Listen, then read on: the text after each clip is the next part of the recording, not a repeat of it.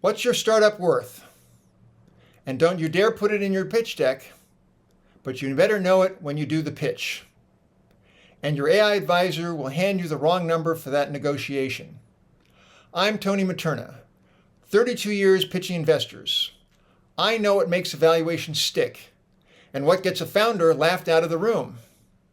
Here's a pitch deck pro tip.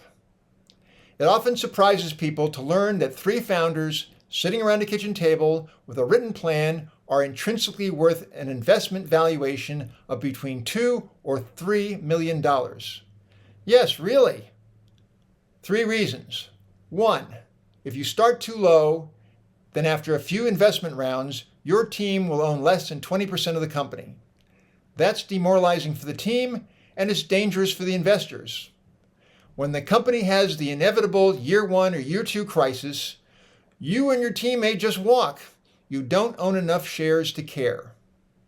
2, so few business plans ever attract real money that the ones that do are generally worth that much. 3, that's simply what the early valuations are in the market, agreed to by founders and investors. It runs lower in lean times, far higher when markets are hot. Right now, AI startups grab $6 or $8 million valuations easily, some many multiples more.